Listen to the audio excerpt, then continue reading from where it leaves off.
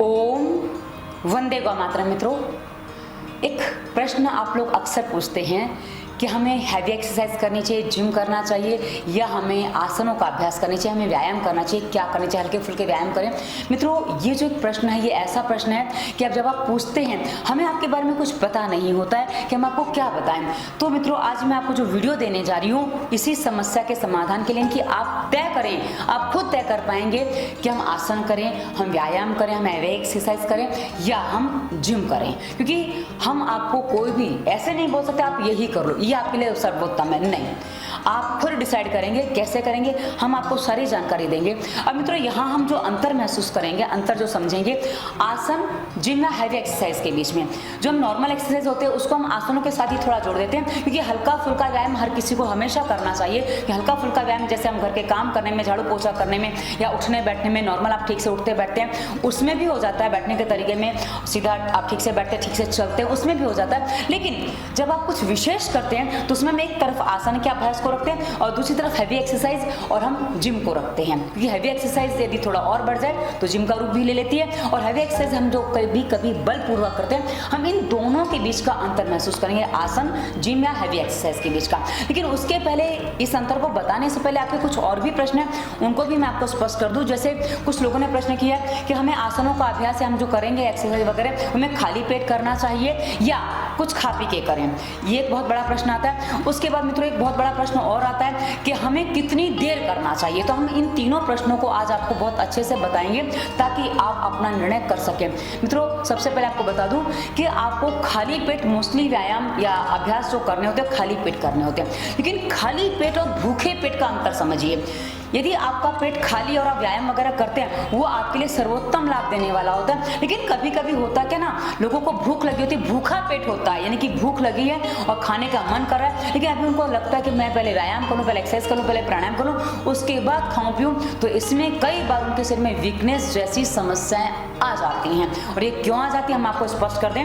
होता क्या है ना, सुबह सुबह काम बहुत ज्यादा होता है, तो हम पेट साफ हो चुका है, अभी हमें एक्सरसाइज करनी है, हमें व्यायाम करना, हमें प्राणायाम करना, इस चक्कर में हम कुछ खाते पीते नहीं है और खाने पीने में देर हो जाती है। और कभी कभी वो खाली पेट जो है ना मित्रों, भूखा पेट बन जाता है, और जब करने बैठते हैं, करने में थोड़ी सी गति बढ़ जाती है, थोड़ा कुछ ऐसा हो जाता है, तो ऐसे में हमें चक्कर आने लग जाता है और हमें बेचैनी घबराहट जैसी स्थिति बन जाती है। तो जिनको आसन और अभ्यास करते समय बेचैनी घबराहट चक्कर आदि आते हैं, उनको ये ध्यान देना होगा, यदि आपको लग रहा है कि आपका पेट साफ है, आपका पेट खाली हो चुका है, अब आपको व्यायाम करने में 3-4 घंटे लग जाएंगे, आपका घर का काम ज्यादा जरूरी है, पहले वो करोगे, तो मित्रों ये थोड़ा आप बैलेंस बना के करिए। इसलिए हम बोलते हैं कि भोजन के 3 से 4 घंटे बाद आप व्यायाम कर सकते हैं, और खाली पेट आप कभी भी कर सकते हैं, लेकिन भूखे पेट आप कभी ना करें। ये आपको लाभ के स्थान पर हानि देगा, आपके शरीर में वीकनेस बढ़ाएगा, आपको कमजोर कर देगा। इसलिए व्यायाम को महत्व पहले दीजिए, एक्सरसाइज को महत्व जो आप करें वो उसको पहले दीजिए, प्राणायाम को महत्व पहले दीजिए, और बाद में अपने घर के काम समेटेंगे तो अच्छा है, ये आपके लिए ज्यादा फायदेमंद होगा। तो हमने आपको बता दिया कि आप भूखे पेट प्राणायाम या व्यायाम नहीं करेंगे, आपको खाली पेट करना होता है। डिफरेंस समझ में आ गया होगा, आशा करती हूँ मैं। अच्छा, उसके बाद मित्रों हमें कितनी देर करना है। मित्रों, जिम आदि आप करते हैं, हैवी एक्सरसाइज करते हैं, उसमें तो कहा जाता है पसीना बहाना होता है।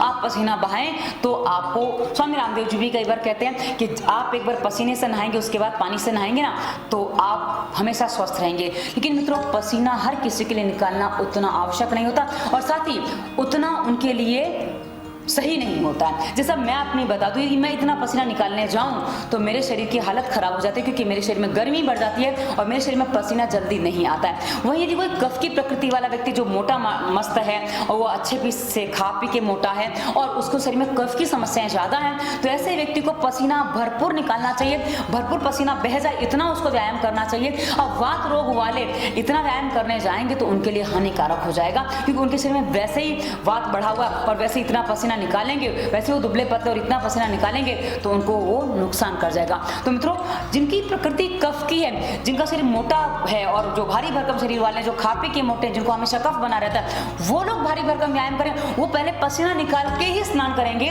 तो उनके लिए अच्छा। लेकिन बाकी जिनकी प्रकृति पित्त की है, जिनको वात बढ़ा हुआ है, वो आसनों का अभ्यास ठीक से करें, ज्यादा करें, और आसनों का अभ्यास करते समय वो याद रखें कि उनकी बगलें गीली हो जाएं, उतना उनको पसीना आ गया उनके लिए पर्याप्त है। अब ये आसन सब तरीके के अलग अलग होते हैं। जैसे मैं एक आसन आपको बता दूं, ये आसन यदि आप करते हैं 2 से 3 मिनट आपको लगेंगे, बहुत से बहुत आपने कर लिया तो आप पूरा पसीना पसीना हो जाओगे।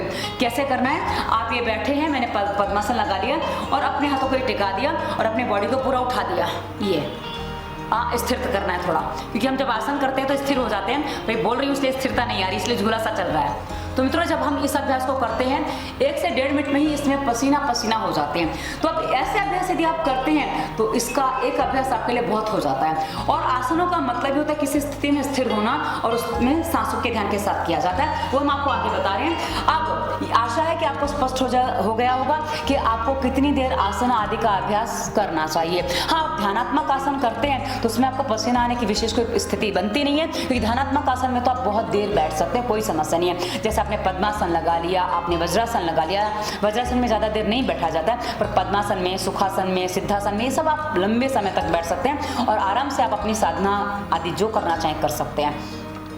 अब हम आपको बताते हैं जिम और आसन के बीच का अंतर क्या होता है। जिम यानी कि जिम के साथ हमेशा आप एक्सरसाइज, हैवी एक्सरसाइज भी पकड़ लें, मैं बार बार नहीं बोलूंगी। और आसन के बीच का अंतर क्या होता है मित्रों, जब हम आसनों का अभ्यास करते हैं तो आसनों का अभ्यास करने से हम दीर्घजीवी बनते हैं, क्योंकि हमें वहाँ नपी तुली सांसें, हमारी गिनी चुनी सांसें चलती हैं। वहीं जब हम जिम का एक्सरसाइज करते हैं कि हैवी एक्सरसाइज करते हैं तो हम पहलवान बनते हैं, क्योंकि हमें वहाँ हैवी एक्सरसाइज करी जाती है। तो जिससे के साथ क्या होता है ना, हमारा शरीर स्थूल होता है, थोड़ा भारी भी होता है, मजबूत होता है और शरीर कठोर हो जाता है। आपने देखा होगा जो पहलवान होते हैं ना, उनको कोई मारता है हल्का फुल्का सामान्य व्यक्ति तो अरे बाप रे, ये तो बहुत वज्र जैसा शरीर है, मतलब भारी भरकम शरीर जो होता है वो पहलवानी का शरीर हो जाता है। जो जिम करते हैं, हैवी एक्सरसाइज करते हैं, जो ऐसी चीजें करते हैं। वहीं जो आसनों का अभ्यास करते हैं उनका शरीर थोड़ा हल्का फुल्का, लचीला, उत्साही होता है, क्योंकि उनके शरीर में वैसी भारी भरकम एक्सरसाइज उन्होंने की नहीं है, तो शरीर उनका एकदम सामान्य सा ही रहता है। और लचीला इसलिए होता है, क्योंकि लचीलापन इसलिए बना रहता है क्योंकि वो जो शरीर मुड़ता है, कैसे भी मोड़ते हैं ना,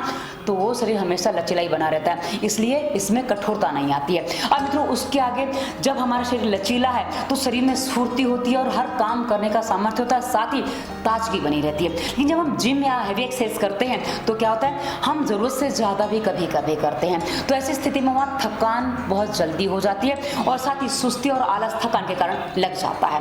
तो ये स्थितियां जो बनती हैं वो जिम के बाद बनती हैं। अब आप यदि अभ्यास करते हैं, यदि आपने अभ्यास करने वालों को भी देखा तो आप देख सकते हैं जो दंड बैठक आदि हैवी एक्सरसाइज करते हैं, जो जिम करते हैं, जो ऐसे व्यायाम करते हैं, उनको आप देखेंगे कि व्यायाम करने के बाद उनको लगता है घंटा भर सो जाओ, आराम करो। लेकिन जो आसनों का अभ्यास करते हैं, जो सिंपल आसन करते हैं, जो अपने सामान्य स्वास्थ्य के लिए आसन करते हैं, वो आप देखेंगे आसन करने के बाद उनको और उत्साह आता है, काम करने का जोश चढ़ता है और काम करने का उनका मन करता है। तो आसनों के अभ्यास के बाद आप फ्रेश हो जाते हैं, आप ताजगी भरा अपने शरीर को अनुभव करते हैं। तो ऐसी स्थिति दोनों में अंतर होता है। अब जब आप आसनों का अभ्यास करते हैं मित्रों, आप कोई भी आसन करते हैं, आसन का मतलब क्या होता है मैं पहले आपको वो भी स्पष्ट कर दूं, क्योंकि वो मैंने आपको दूसरे वीडियो में तो बताया पर इस वीडियो में नहीं बताया। आसन मतलब किसी भी एक स्थिति में आप स्थिरता पूर्वक, सुख पूर्वक बैठ सकें, उसे आसन कहते हैं। अब जैसे मैं एक आसन आपको बता रही हूँ, इसको अर्धमत्स्येंद्रासन कहते हैं। अर्धमत्स्येंद्रासन कैसे किया जाता है ये देखिए, मैं आपको सिंपली, बाकी तो वीडियो में आपको अलग इस पर वीडियो मिलेगा, इसमें मैं खाली आपको करके दिखा रही हूँ कि सिंपली कैसे करते हैं। अब हम जब ऐसे बैठ गए, भले हम इसमें बहुत सारे उलझ के बैठे हैं, जब हम ऐसे बैठे हैं तो हम एक नॉर्मल स्थिति में आ जाते हैं, हम स्थिर हो गए हैं, तो हम सांसों पे ध्यान करते हैं। इसके साथ में आसनों के अभ्यास के साथ सांसों पे ध्यान किया जाता है। जब हम सांसों पे ध्यान करते हैं, इससे हमारा कंसंट्रेशन बढ़ता है। जब हमारा कंसंट्रेशन बढ़ता है तो हमारे अपने अंदर की जो शक्तियां हमारी धीरे धीरे जागृत होने लग जाती हैं, और ऐसी स्थिति में हमारे अंदर एक ब्लड सर्कुलेशन यानी कि हमारा जो रक्त परिभ्रमण तंत्र है वो बहुत अच्छे से काम करता है, जिससे हमारे चेता तंत्र यानी कि हमारा नर्वस सिस्टम बहुत अच्छे से काम कर पाता है। और जब नर्वस सिस्टम हमारा अच्छे से काम कर पाता है तो हमारे पूरे शरीर में, हर अंग में अपने एक ताजगी का अनुभव होता है, और साथ ही ब्लड सर्कुलेशन ठीक से होने के कारण हमारा संपूर्ण शरीर अपने आप स्वस्थ होने लग जाता है। क्योंकि जब ब्लड सर्कुलेशन ठीक से होता है, चेता तंत्र काम करते हैं, तो हमारे शरीर में कहाँ क्या गतिविधि हो रही है, कहाँ क्या काम हो रहा है, कहाँ अच्छा क्या बुरा हो रहा है, कहाँ क्या गांठ वगैरह है, वो सब हमें धीरे धीरे आसनों के अभ्यास करने के बाद धीरे धीरे समझ में आने लग जाता है। तो अभ्यास करते करते वैसे ही हमारे शरीर से सारे रोग साइड पर हो जाते हैं, नहीं कि निकल जाते हैं, और ये हम इससे हमारे रोगों से धीरे धीरे मुक्ति मिलने लग जाती है। जब हम अपने रोग अनुसार आसन चुनते हैं, क्योंकि हमें अपने रोग अनुसार आसन चुनने होते हैं, हमें कोई भी आसन नहीं करना होता है। हाँ, कुछ आसन है जो हर कोई कर सकता है, जैसे हलासन है, सर्वांगासन है और शीर्षासन है। करना चाहें वो जो कर पाते हैं वो हर कोई कर सकता है, लेकिन ये आप सामान्य आसन है, पर हाँ हर कोई कर नहीं पाता, क्योंकि शीर्षासन करने की स्थिति सबकी नहीं होती है। पर आप कुछ आसन की शुरुआत, जैसे आप सुखासन है वो हर कोई कर सकता है, आप पद्मासन हर कोई नहीं कर सकता, पर हाँ आलती पालथी मार के सुखासन बैठना होता है, या आप बता दूं ऐसे हर कोई बैठ सकता है। अब ऐसे नहीं बैठा जाता तो कम से कम आप ऐसे सूरत थोड़ा ऊपर होके ऐसे करके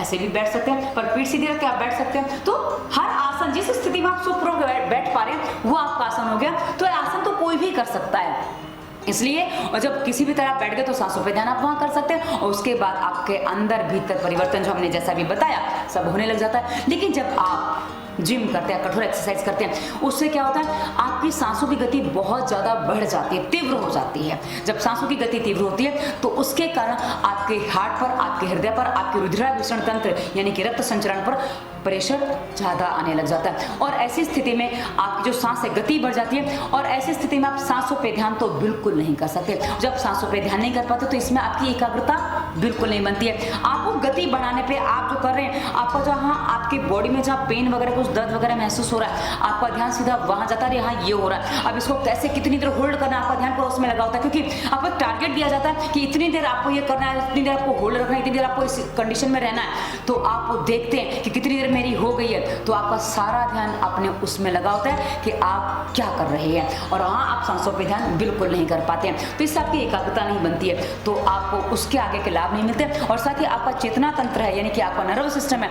उतने अच्छे से काम नहीं कर पाता है। और आपने देखा होगा जिनका शरीर कठोर होता है, जो पहलवान टाइप जो लोग होते हैं, इनके शरीर में कहीं भी आप देखते हैं थोड़ी गांठें जैसी हो जाती हैं और वो शरीर थोड़ा हार्ड हो जाता है। तो ऐसी स्थिति में कहीं भी कभी भी कुछ रोग आदि पनप जाता है। और कभी कभी हमने देखा है, क्योंकि मेरे पास एक काफ़ी पेशेंट ऐसे आए हैं जो जिम करते थे, एक्सरसाइज करते थे, उसके बाद उनको पैरालिसिस हो गया है, किसी को ब्रेन हेमरेज हुआ है, कभी कभी नस फट जाती है, क्योंकि जब हैवी वेट उठा लेते हैं तो कभी कभी ऐसी स्थिति ब्रेन में बन जाती है। और कभी कभी कहीं हाथ पैर की जब जोर से वजन उठा लिया, ज़्यादा वजन उठा लिया, तो हाथ पैर की भी नसें कई बार थोड़ी तड़क जाती हैं, तो कई बार वो हानिकारक हो जाता है। इसलिए कभी कभी आपने देखा होगा जिम आदि करने वालों की जो हैवी एक्सरसाइज करते हैं उनकी नसें कभी कभी एकदम ऐसा लगता है जैसे कुछ काला काला खून जम गया, कहीं भी लगता है। तो मैं तो यहाँ बता रही हूँ शरीर के किसी भी हिस्से में, पैरों में वेरिकोज वेन्स जैसी स्थिति भी कभी कभी बन जाती है। तो ये सब हैवी एक्सरसाइज के बाद यानी कि जिम आदि के बाद आपकी स्थिति बन जाती है। अब मित्रों जब आप जिम आदि करते हैं तो ऐसी स्थिति में आपको भूख भी ज़्यादा लगती है, क्योंकि आपको पहलवानी करनी है, आपको बॉडी बनानी है, आपको मसल्स बनाने हैं, तो आपको खाने की डाइट भी वैसी दी जाती है ताकि आपका बॉडी कमज़ोर ना हो।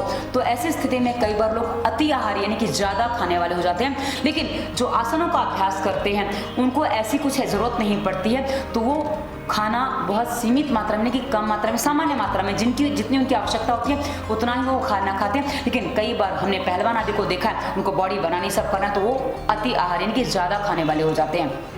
अब जो मिताहारी होता है उसको सीमित मात्रा में चाहिए होता है, तो वो उसके साथ एक सत्वगुण का भी विकास होता है। लेकिन जब आप अति आहारी हो जाते हैं, आपको बॉडी बनाना, और कई बार तो हमने ऐसी स्थिति में ये भी देखा है कि कुछ शाकाहारी परिवार के लोग भी मांसाहारी हो जाते हैं। उनको लगता है कि बॉडी जल्दी बनाना है तो हमें मांस या अंडा या नॉनवेज वगैरह का खाना पड़ेगा तो ही हमारा बॉडी बनेगा, नहीं तो हमारा बॉडी नहीं बनेगा।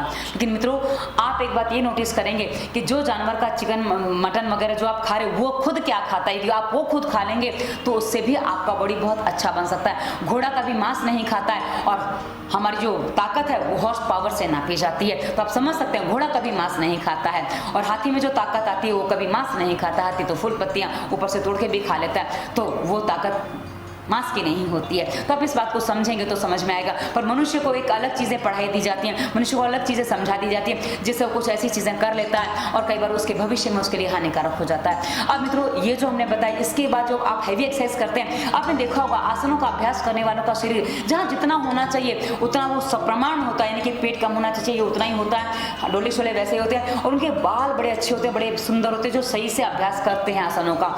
लेकिन जो जिम का अभ्यास करते हैं, जो अति कर लेते हैं, कई बार जो थोड़ा ज़्यादा कर लेते हैं, एक उनका एक मोटिव बन जाता है, उसके बाद उनके बालों में आप देखेंगे जो जिम करते हैं बालों में रिक्सर गैप दिखता है, यानी कि कई बार बाल झड़ने का एक बड़ा कारण जिम भी होता है। यदि आप जिम करते हैं आपके बाल झड़ते हैं तो आप जो हैवी एक्सरसाइज करते हैं उसमें आपकी समस्या कई बार बाल झड़ने की बहुत ज़्यादा बन जाती है, क्योंकि आप एनर्जी अपनी ज़रूरत से ज़्यादा इस्तेमाल करते हैं, तो ये कई बार समस्या हो जाती है। अब मित्रों जैसा कि हमने आपको बताया कि आप जब आसनों का अभ्यास करते हैं तो आप एकाग्र होते हैं, कॉन्सेंट्रेट होते हैं, आपकी पूरे बॉडी में ब्लड सर्कुलेशन होता है, जिससे आपका ब्रह्मचर्य के पालन में आपकी सहायता होती है। और ब्रह्मचर्य के पालन के लिए हमने बहुत सारे आसनों के अभ्यास बताए, यानी कि आपको स्वप्न दोष वगैरह होता है तो आप क्या करें, हमने बताया। हमारे प्लेलिस्ट धातु रोग में वीडियो मिलेंगे, व्यायाम हलन चलन व्यायाम में आपको वीडियो मिल जाएंगे, आपने बताए हैं।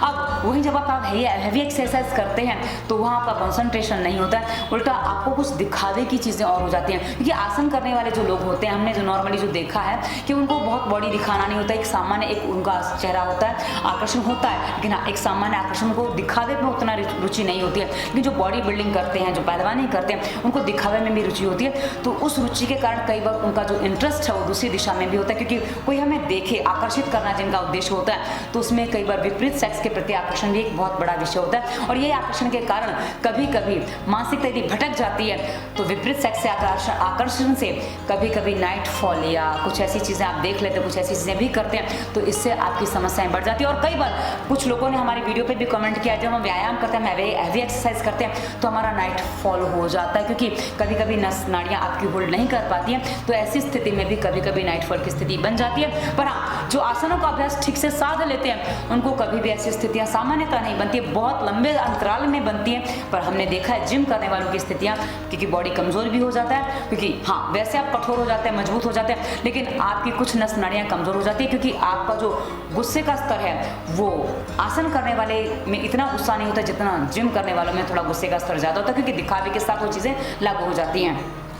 तो ये एक अलग अनुभव की बात होती है। वही मित्रों, जब आपके पूरे शरीर में एकाग्रता बन रही है, ब्लड सर्कुलेशन ठीक से हो रहा है, तो आपका मानसिक विकास पूरा अपनी चरम पे, यानी कि आप अपनी जितनी भी चेतना तक शक्तियाँ हैं उनको खोल सकते हैं। लेकिन वहीं जिम करने वाले जो थोड़े अक्खड़ टाइप के, थोड़े अकड़ू टाइप के, थोड़े हमने देखे हैं ऐसे लोग, क्या ऐसे होते हैं, क्योंकि जब जितना बॉडी में फ्लेक्सिबिलिटी नहीं होती उतना मन में भी नहीं होती है। जितना आपका बॉडी फ्लेक्सिबल होता है ना मित्रों, उतना ही आपका मन फ्लेक्सिबल होता है। या आप दोनों एक दूसरे के पूरक, एक सिक्के के दो पहलू इनको मान सकते हैं। तो इसलिए आपके बॉडी में और आपके मन में फ्लेक्सिबिलिटी होना बहुत ज़रूरी है, और उसके लिए आपको बॉडी लचीला होना जरूरी है। अच्छा, अब आपको बता दें कि यदि आप आसनों की अति कर लेते हैं, यानी कि आपने आसन थोड़ा अपनी जो कैपेसिटी थी उससे ज़्यादा कर लिया, तो क्या होगा, तो आपके अंगों में थोड़ी बहुत पीड़ा आ जाती है, लेकिन आप कभी भी उससे मृत्यु को प्राप्त नहीं होते हैं। लेकिन यदि आपने ये जिम में और हैवी एक्सरसाइज में अति कर लिया तो कभी कभी मैंने कहा ना, ब्रेन हेमरेज जैसी स्थितियां बन जाती हैं, नसें फट जाती हैं, कुछ बड़ी बीमारी होने की भी उम्मीदें बन जाती हैं, यानी कि वैसे चांस बन जाते हैं। और आपने बीच में एक वीडियो वायरल हुआ था कि उसमें बहुत सारे लोगों ने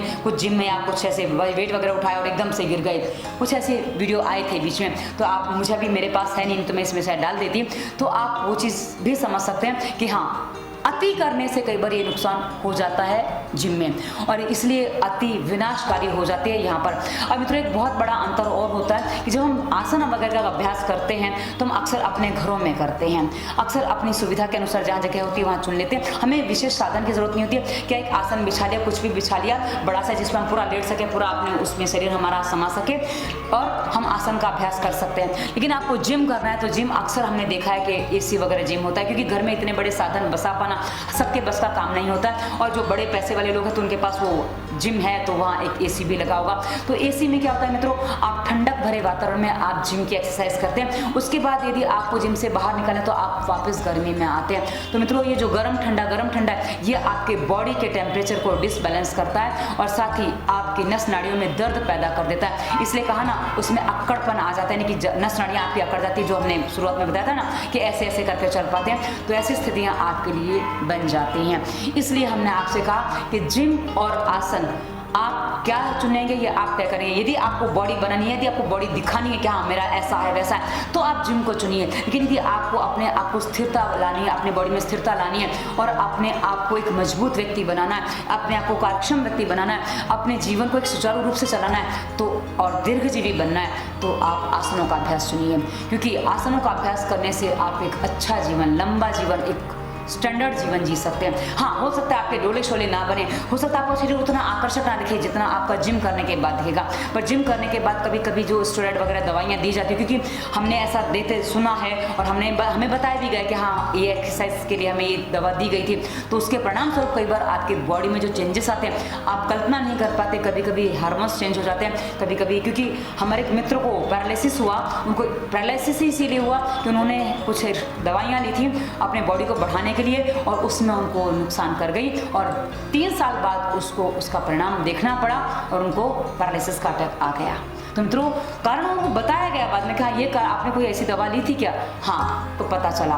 तो मित्रों ऐसी बहुत सारी बातें हैं। अब आप क्या चुनते हैं, निर्णय आपको करना है। यदि आप सावधानी पूर्वक, क्योंकि यदि आप जिम करना चाहते हैं, साथ में प्राणायाम वगैरह भी करते हैं, अपने बॉडी को फ्लेक्सिबल भी रखते हैं, तो आपको जिम उतना हानिकारक नहीं होगा। लेकिन यदि आप जिम हैवी कर लेते हैं तो आपके लिए हानिकारक हो सकता है। इसलिए आप दोनों में बैलेंस बनाइए। यदि आप बैलेंस बनाते हैं तो आपके माथे की चमक भी रहेगी, आपके बाल भी सुरक्षित रहेंगे और आपका पूरा बॉडी सुरक्षित रहेगा। तो आप बैलेंस बनाइए कि आप कितना जिम करिए, लेकिन जिम में एक सीमा रखिए कि हम हैवी एक्सरसाइज नहीं करेंगे, इतना नहीं करेंगे हमारे शरीर को नुकसान कर जाए। बॉडी बनाना जरूरी है मित्रों, हम उसको नकार नहीं रहे, लेकिन बॉडी बनाने के लिए आप अपने जीवन को दांव पर नहीं लगा सकते। और एक समय आपको जो अच्छा इंस्ट्रक्टर होगा ना, आपको बताएगा कि आपका बॉडी कितने समय में बन सकता है, तो उसको समय दीजिए। आप उसको ये मत बोलिए कि मुझे इतनी जल्दी ये काम करना है। यदि आप समय उसको देंगे कि मुझे इतनी जल्दी करना है, मेरा विवाह है, मेरा ये है, वो मुझे यहाँ ये करना है, वो करना है, इतने दिन में आप मुझे करवा दो, तो उसमें जो आप अति कर देंगे वो आपके लिए लंबे समय में हानिकारक हो सकता है। अभी शायद आपको उसका फायदा मिल जाए, लेकिन बाद में जब आप उसका सामना करेंगे तो आप बोलेंगे हाय मैंने क्या कर लिया, लेकिन तब आपके पास पछताने के अलावा कुछ नहीं बचेगा। इसलिए मैं आपको पहले निर्देश दे रही हूँ कि आप जो भी चुने, चुनाव आपको ही करना, हम आपको चुनाव नहीं दे रहे हैं, पर आप अपने चुनाव में अपनी शर्तें मत लागिए, क्योंकि शर्तें लागने से कभी कभी काम ठीक से नहीं होते, बस उस शर्तों के अधीन काम हो जाते हैं और बाद में दुष्परिणाम उसके भयंकर होते हैं। हम आपको डरा नहीं रहे, हम आपको बता रहे हैं, क्योंकि हमारे सामने जो चित्र आते हैं, जो लोग हमें बताते हैं, हम उस अनुसार वीडियो बनाते हैं। तो वीडियो कैसा लगा अवश्य बताइएगा। इस वीडियो के डिस्क्रिप्शन में हमने पहली प्लेलिस्ट दवा मुक्ति दी है, उसके बाद स्वास्थ्य नियम, आसन, प्राणायाम, व्यायाम की हमने विस्तार से वीडियो दी है, आपको सारे लिंक डिस्क्रिप्शन में मिल जाएंगे। उसके बाद हमने इंस्टाग्राम, फेसबुक, ट्विटर का लिंक दिया है, जहां हम आपको मोटिवेशनल थॉट्स वगैरह देते हैं जो आपको जीवन जीने में आपकी सहायता करते हैं। और साथ ही हमारा नंबर भी आपको मिल जाएगा। कई बार लोग कहते हैं हमें कंसल्टेंसी करनी है, हमें आपसे कुछ पूछना है, तो आप हमसे वहाँ प्रश्न भी कर सकते हैं। तो वीडियो कैसा लगा अवश्य बताइएगा। आशा है आपके प्रश्नों के उत्तर आपको मिल गए होंगे, और नहीं मिले हैं तो वीडियो पे कमेंट करिएगा। यदि उत्तर वीडियो में ही होगा तो हम आपको कहेंगे वीडियो फिर से देखिए, और नहीं तो हम आपको हो सकेगा तो अगला वीडियो जो बनाएंगे उसमें आपके प्रश्न को डाल लेंगे, ताकि आपको आपके प्रश्नों के उत्तर पूरे मिल सके और आप अपने जीवन को अच्छे से सुचारू रूप से जो व्यायाम आप चुनना चाहें करके अपने जीवन को एक अच्छा उन्नत जीवन बना सकें। धन्यवाद। वंदे मातरम।